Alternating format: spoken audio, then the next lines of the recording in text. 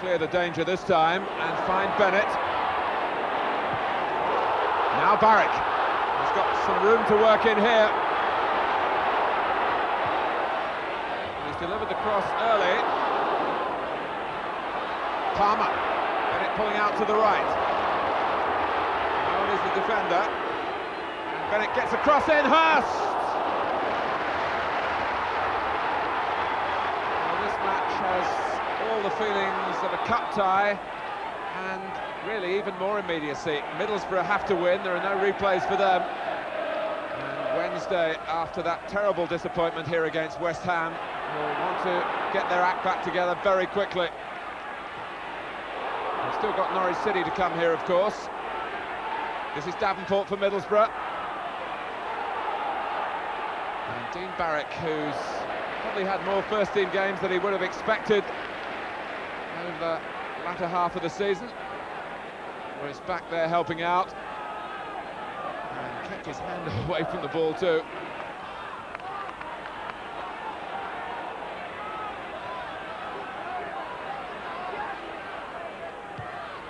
Darren Wood's long pass. It's skipped on to the goalkeeper away from Witten. And every time the ball gets close to goal, there's a real roar of hope from the Hillsborough fans. But no joy for them this time.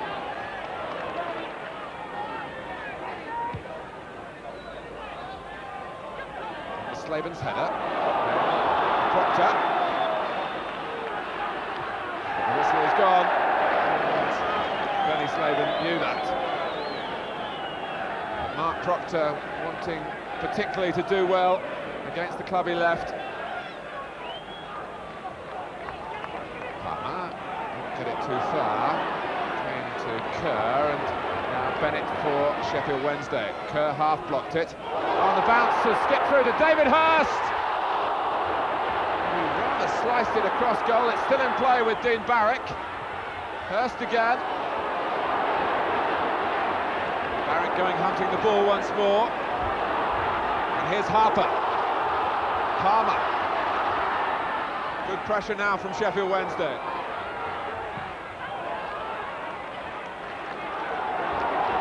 Proctor halting that attempt by Palmer to get round the back. And Middlesbrough looking for a way forward now. Owen. Kerr. Davenport has stolen a yard on Pearson. Covering in the centre. And he might need to here, the goalkeeper got a hand to it. And Mark Burke shows his disappointment. It was perhaps a little bit more than half a chance.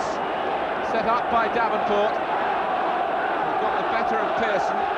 Chris Turner stuck out an arm there. And if Burke could have threaded it in by the near post, it would have been joy for Middlesbrough. But at the other end, David Hurst had an opening here, and in wanting to use his left foot rather than his right, he lost the chance.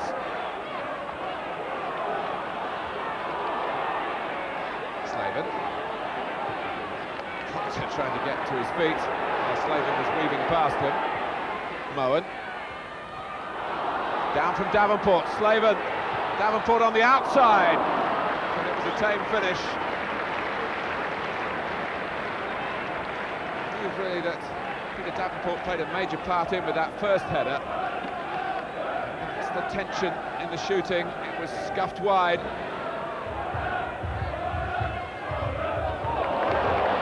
Hurst, who's much admired by other First Division managers, and Bennett. Moen had tracked him through the centre.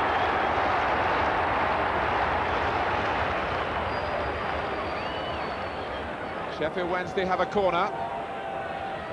Harper chugging across to take it. The difference a goal would make.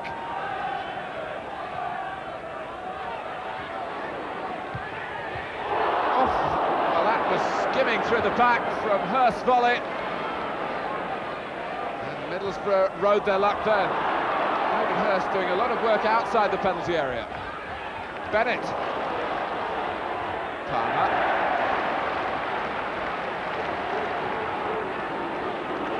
Middlesbrough must have thought they'd cleared the danger here, but David Hirst really connected, and a body fell in the way. It was Peter Davenport.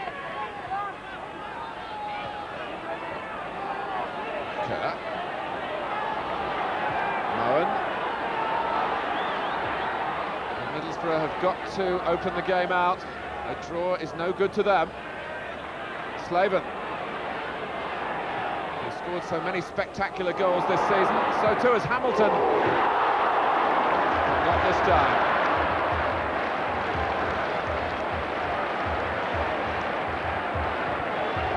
Harry Hamilton taking it on the volley.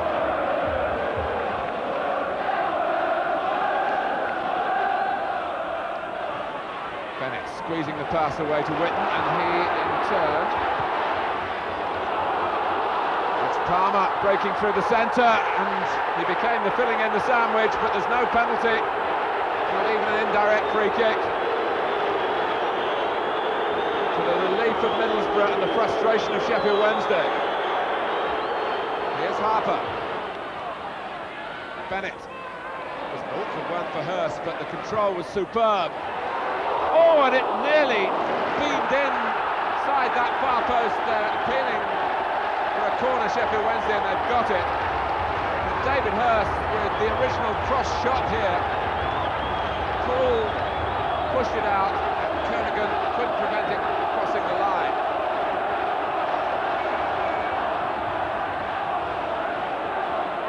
Wednesday bearing down on the cop end again. Missed his header out. Palmer. And Proctor. One of the players that the club have let go against Carlton Palmer, one of the Ron Atkinson signings. A duel that produces another corner to Sheffield Wednesday. So many years in the wilderness. They nearly dropped into the 4th division, remember. They're proud of their 1st division status back again, and they don't want to lose it. End of season decline. Still 0-0. We're coming to the halfway mark in the second half. Barrett with another corner. And this time it's Kernigan who gets to it for Middlesbrough.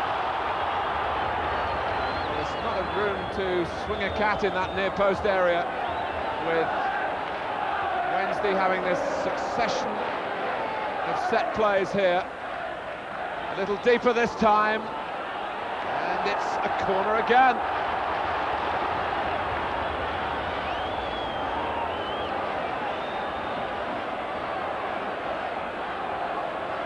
Again the left foot, again it's swerving in, and it's Whitten! A crucial goal for Sheffield Wednesday.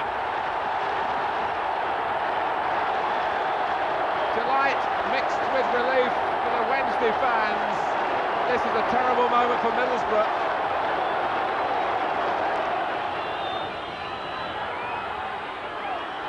Kernigan. Back for Hamilton. Whitten and Barrett try and prevent the cross, and they've done just that. And there is the final whistle. Middlesbrough are relegated, but Sheffield Wednesday can celebrate. But it had all dropped into place for Ron Atkinson. But there was nothing flash about Saturday, it was pure relief. Borough's loyal followers knew they had nothing to jeer.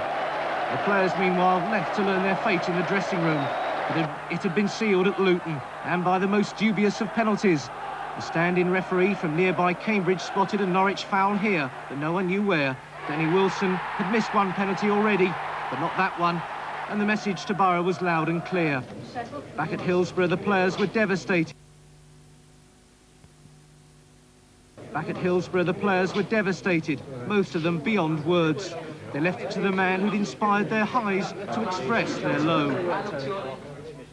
Sometimes things happen to people that they don't want them to happen to them, and or to a club, or to a company, or to whoever. And for us today, it's very sad.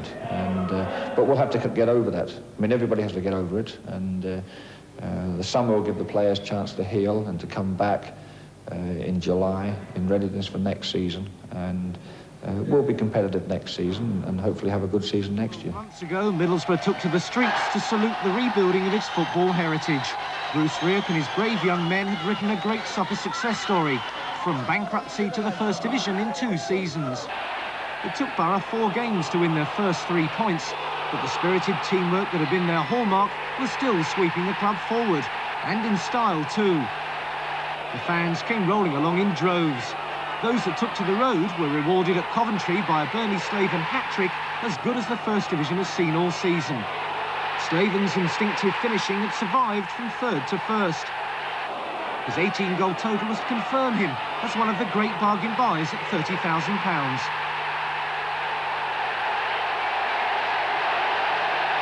At the end of October, impressive Millwall was swept aside in another goal bonanza. The 4-2 win took Boro to 8th in the table.